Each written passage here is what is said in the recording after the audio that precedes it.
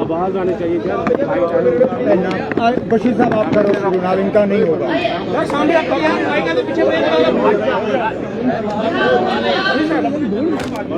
बोलो भी कुछ यार, शुरू करो। आप नहीं बोलना, आप लोगों ने कुछ बोलिए। आप एक एक करके। हाँ जी, एनआईए कोर्ट ने यासीन मलिक को दोषी करार उस पर मैंने कल ही जवाब दिया था ना, मुझे उस पर और नहीं कहना कुछ। क्या कर रहा है आप बार बार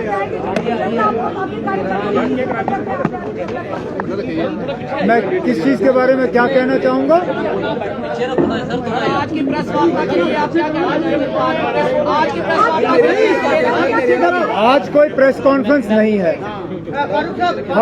हमने अपने मीडिया दफ्तर का इनॉग्रेशन किया, उसके बाद मैं अपने साथियों से यहाँ मिलने आया हूँ। लगातार 7-8 दिन पीर पंजाल के दौरे के बाद मैं अपने यहाँ जो जम्मू शहर के मेरे साथी हैं उनके साथ 5-7 मिनट गुजारने आया हूँ, और कोई मकसद नहीं था।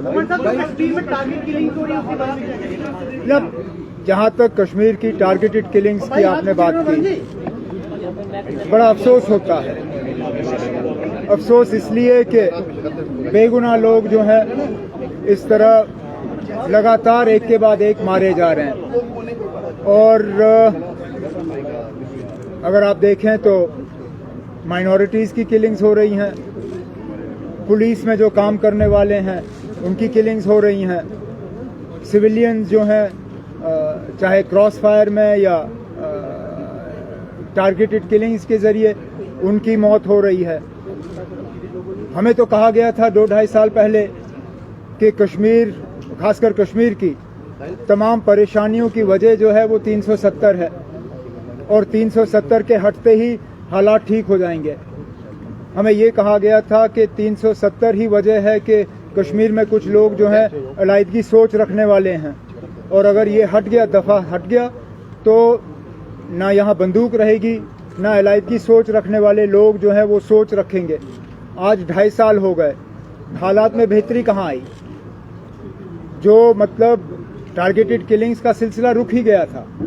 मुझे नहीं याद है कि इससे पहले टारगेटेड किलिंग्स का सिलसिला कब हुआ होगा, लेकिन आज कहीं पे भी कश्मीर में लोग अपने आप को सुरक्षित नहीं महसूस करते। उन इलाकों से जहां से मिलिटेंसी का हमने सफाया किया था, खासकर श्रीनगर के आसपास के इलाकों का, कुछ नॉर्थ कश्मीर का, उन इलाकों में दोबारा से अब मिलिटेंसी देखने को मिल रही है। अब तो श्रीनगर में अप टाउन में लोग अपने आप को सुरक्षित नहीं महसूस करते, तो बाकी जगहों की बात ही नहीं। तो जाहिर सी बात है कि हुकूमत के करने में और कहने में काफ़ी फ़र्क रहा है, और हालात जो हैं वो दिन ब दिन और ज़्यादा ख़राब होते नज़र आ रहे हैं। उमर साहब, क्या वाकई में कश्मीर फाइल्स मूवी बनने के बाद जो है वो इस प्रकार की घटनाएं ज़्यादा नहीं ना, कश्मीर फाइल से पहले भी ये घटनाएं हुई हैं। मैं ये नहीं कह सकता हूँ कि मूवी के बाद ये घटनाएं जो हैं ये शुरू हुई। टारगेटेड किलिंग्स का सिलसिला तो है मूवी से पहले हुई।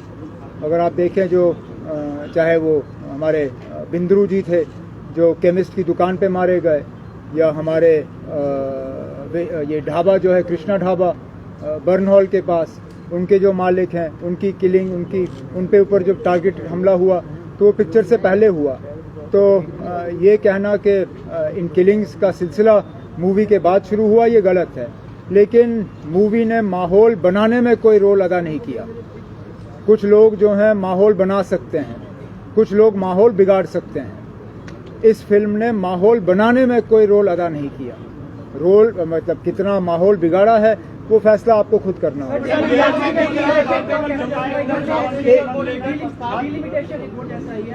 तमाम पार्टी जो है उसका विरोध कर रही है और कह रही है भारतीय जनता पार्टी की ये रिपोर्ट है। 6 सीटें जम्मू संभाग में, 1 सीट कश्मीर में, सिर्फ इस वजह से इसका विरोध किया जा रहा है? नहीं ना, सिर्फ इस वजह से नहीं, हालांकि ये भी एक बहुत बड़े वजह है। आबादी के बुनियाद पे सीटों का फैसला होता है। या तो वो इंतजार करते अभी के सेंसस का, 2020 के सेंसस का, और फिर आबादी देख के सीटों का बंटवारा करते, लेकिन उन्होंने 2010 का सेंसस लिया। आप 2010 के आंकड़े ले लीजिए, उसमें देख लीजिए कश्मीर और जम्मू में आबादी में फ़र्क कितना है, और फिर देख लीजिए क्या ये 6 और 1 का फैसला ये सही है या गलत है। लेकिन वो छोड़ दीजिए, उसके बाद फिर जिस तरह इन्होंने सीटों का की जो है डिमार्केशन की है, जिस तरह इन्होंने इलाकों को काटा है और जोड़ा है, इसमें ना सीधा सीधा जो है एक पार्टी को और कश्मीर में उनके कुछ सहयोगी दल जो हैं उनको फ़ायदा पहुंचाने के लिए किया है। अब आप मिसाल के तौर पे इन्होंने जम्मू पार्लिमानी सीट में से रजौरी पुंछ का इलाका काट दिया, लेकिन वहां पे भी इन्होंने थोड़ा सा फ़र्क किया।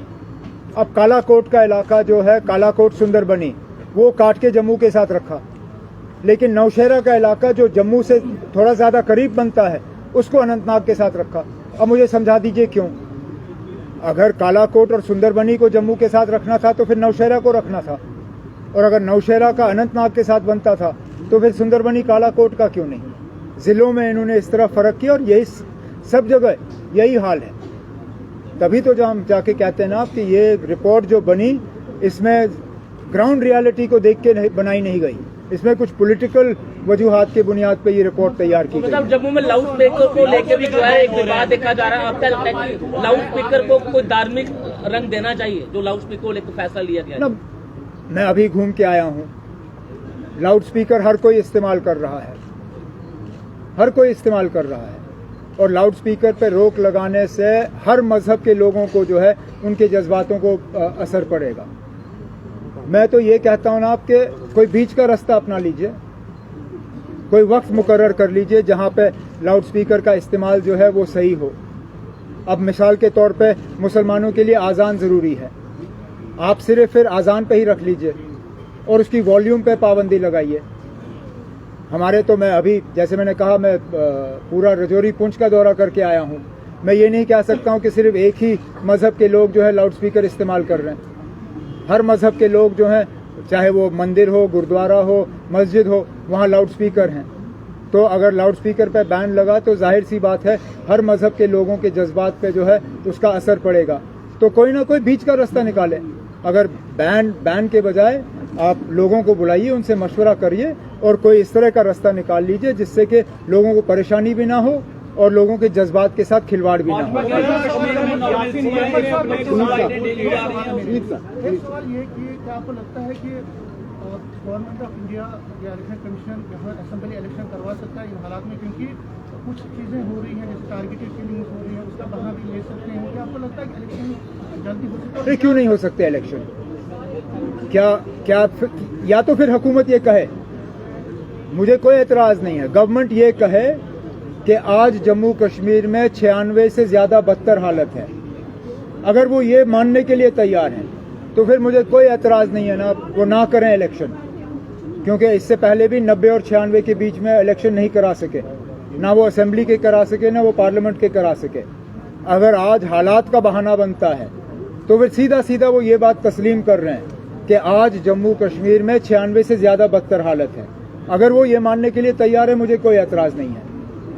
आपका दूसरा सवाल, उमर साहब का जो इशू बना है वाराणसी में, जो मस्जिद मंदिर का इशू बना है, तो आपको लगता है कि इस मंदिर मस्जिद के अराउंड ही, क्योंकि अनएम्प्लॉयमेंट है, बेरोजगारी, बाकी चीजें, ये प्राइस राइज का है, क्या आपको लगता है कि एक डाइवर्ट करने की कोशिश की जा रही है? वो तो जाहिर सी बात है। हालांकि जहां तक मुझे याद है अयोध्या मामले के जजमेंट के बाद बीजेपी ने शायद ये कहा था कि अब इसके बाद मंदिर की सियासत नहीं होगी, अब वो बाकी चीज़ों पे फोकस करेंगे, डेवलपमेंट पे और जिन चीज़ों का आपने जिक्र किया। लेकिन अब लगता है एक के बाद एक ये नए जो हैं विवाद पैदा किए जा रहे हैं, और मुझे लगता है कि शायद मुल्क की हालत जो है इकोनॉमिकली और हर लिहाज से जो खराब होते हुए नज़र आ रही है, ये उस चीज़ से डाइवर्जन की बात है। सज्जाद लोन कह रहे हैं कि कश्मीरी पंडित की मृत्यु होती है। आपका तो हो गया। गांधरबल में कायम खीर भवानी की मंदिर में जो पानी है उसका रंग लाल हुआ, कश्मीरी पंडितों का ये कहना है कि ये संकेत जो वो सही नहीं है, क्या कहेंगे? मैं नहीं कह सकता हूँ कुछ ना, मैं नहीं जानता हूँ, वो बेहतर जानते हैं कि ना इस पानी के रंग का हालात पे क्या असर पड़ेगा वो आप उनसे पूछना भाजपा कह रही पड़ेगा। है कश्मीर में नॉर्मल 125 फ्लाइटें डेली जा रही है, स्टोन पेल्टिंग जीरो हो चुकी है। नहीं क्या 25 फ्लाइटें डेली जा रही है कश्मीर में और नहीं 125 फ्लाइटों की तो कोई ताकत है नहीं एयरपोर्ट में। स्टोन पेल्टिंग तो चलिए ना, बीच बीच में स्टोन पेल्टिंग तो हम लोगों ने भी बंद करा दी थी, लेकिन हालात अगर उनको इन हालात में नॉर्मल सी नजर आ रही है जहां सरकारी मुलाजिम अपने दफ्तर में टेबल के पीछे बैठे गोलियों का शिकार हो या पुलिस का जवान घर बैठे बैठे गोलियों का शिकार हो या इसी तरह और जो टारगेटेड किलिंग्स हुई हैं, अगर ये नॉर्मल सी का एक उनको नया रूप नजर आ रहा है तो मैं इसमें कुछ कह नहीं सकता। लेकिन अब मैं इतना जरूर कहूंगा कि फ्लाइट्स और टूरिज्म जो है वो नॉर्मल सी नहीं है। नॉर्मल सी ये है कि खौफ ना रहे, डर ना रहे, कश्मीरी हमारे पंडित जो हैं वहां से भागे ना, वो तो सब नौकरी छोड़ के भागने के लिए तैयार हैं। क्या ये नॉर्मल सी है?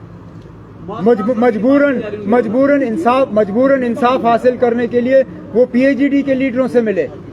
पीएचडी के लीडर फिर गवर्नर साहब के पास गए कि किसी तरह ये जो कश्मीरी पंडितों का दोबारा कश्मीर छोड़ के भागने का प्रोग्राम बन रहा है, इस पे रोक लगे। ये नॉर्मल सी नहीं है ना। आप वो जहाज के बस शुक्रिया।